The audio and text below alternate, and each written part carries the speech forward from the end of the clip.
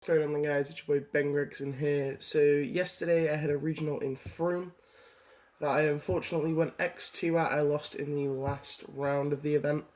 The deck performed really well. I was of course playing True Draco, for those of you who actually talk to me in real life and stuff. Yeah, I went 5-2 overall. I lost the first round to Sky Striker and I lost the last round to Sky Striker.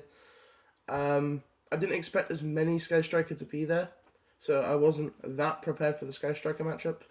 And Sky Striker is actually a really hard deck for this deck to beat. But we'll get into the deck profile and I'll explain my card choices and stuff. A lot of it's pretty self-explanatory, but yeah, we're playing 3 copies of Igniseat. This is all super standard: 2 Maiden, 1 Dynamite, 2 Border. I don't think the monster lineup has to change. I was contemplating a Mono Awato over Inspector Border, but if you go first and just normal this against Orcust, if they don't have instant fusion, they can't actually out this. So yeah, Border's actually super good right now. Onto the spell cards. This is also reasonably standard. We're on Triple Diagram, 1 Terraforming, 3 Heritage, 3 Disciples. Disciples comes up a lot more in this specific metagame. So you eventually get to the point where you've simplified the game state to where your opponent is constantly scavenging for resources and so are you. But this gives you an additional top deck every turn, which is super, super important. Like, this is what allows you to grind, and you get this every turn off Igniseat after you tribute it, and then you shuffle it back into deck. For the draw cards, 3 Demise, 2 Duality, 2 Desires. So this was originally an Upstart Goblin, but I decided last minute to play the Desires, just because I want to get ahead as fast as I can. And getting ahead of your opponent is super important. So when you're going first, the idea is you draw one of, these, and hopefully it draws you into more copies of it, or at least Diagram. My Demise didn't get ashed all day, weirdly enough, because they would ash Diagram or they would ash Desires. Their Desires forces out the ash, and then you obviously play Demise, and they just, sigh because they realise they've just lost the game from that point. Banishing 10 doesn't really matter, except for when I played against my Sky Striker opponent, and I banished all of my True Draco monsters, except for a singular copy of Majesty Maiden. So that wasn't too great, but it happens. Triple Apocalypse. This card's broken. Tribute summoning in your opponent's turn is insane. Being able to pop your opponent's stuff in their turn is insane. Being able to half attack during your opponent's turn is also insane. So, this card is just really, really good, and was really good all day. The 1 return, honestly, I don't think this should be at 1. We won't talk about that. This card is just average, but you play it as an additional target for Dynamite Knight. It's actually quite cuttable, but I'm still playing the 1 of.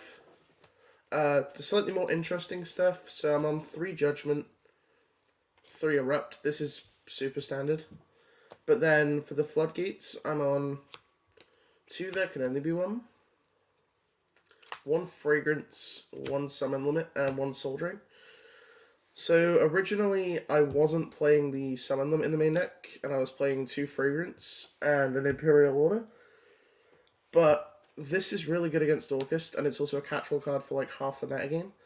This is really good against Salamangreat, because we're cutting down on the There Can Only Be 1s, but it also covers the Orcust matchup quite well because you got instant fusion, normal harp, they can't do anything. And then Fragrance is for Striker and Pendulum. I just wanted coverage for all 3 all of the matchups. Obviously the side deck contains more copies of each, but I just think this was the correct way to do it. Maybe targeting 1 deck for the specific format was the correct thing to do, but I think the format's so diverse now, just playing these one-off Floodgates, and if you draw them, you win the game, is a pretty good way to go about it. And then onto the sideboard. We're on Triple Lancia. There's no need to explain this card. Triple Sphere Mode. Context for Lancia. I tribute summon during my opponent's turn, tributing a spell, and blow up my Lancia in the back row. So if you Demise and you have a Maiden on board, a trap set, you can actually resolve this in your opponent's turn even though it's set, which is really good. Obviously the Triple Sphere, Triple Evenly, double Iron Wall for August, and also for game 2 and 3 when you're going second versus the other decks, because they have Cosmic Cyclone and evenly matched with just like hard walls, and then you can just tribute over it, so you can play your desires. It's really, really good. 2 Fragrance for obvious reasons, the 1 Imperial Order for obvious reasons, and the 1 There Can Only Be One. So I did play this deck at the Exeter Regionals as well, and I got 18th place. So I got 13th place yesterday and 18th place last Saturday. At the regional I got 18th place. I was on 3 Anti-Spell Fragrance, and I wasn't playing Summon Limit or the Soul Drain. And I think I was playing a third There Can Only Be One somewhere in the list. I didn't think I was playing 2 Desires, I was only playing 1. But overall the deck performed really well. It's just a shame the last match ended how it did. Evenly Matched is a really strong card when you don't open an answer to it, and I feel like this is this biggest deck's like downfall. I studied out my judgments because we were close to time. It was about 9 minutes left on the round. I didn't want to lose in time limit, so I studied out my judgments and then drew all the cards that would have been judgments if I just kept them in. That would have stopped the evenly, but it be like that sometimes. I had 2 draws for turn. I had my Disciples draw and my draw phase, and I didn't draw any of my draw cards to get me back into the game, so I had to sit there with a Dynamite Knight while he punched me in the face with Hayate, and that was just how the game went. But fair shout out to the guy, he did end up getting second at the event. Also, big shout outs to Gavin Bennett for lending me literally the entire deck, the entire Draco core, and the Floodgates. Absolutely super cool guy. He lent me it for both events, and I couldn't thank him anymore. Shout outs to Will LaFloic for signing my field center. I don't know why I got him to do that, but I did. And also shout out to Dan Jones, who ended up getting 7th place.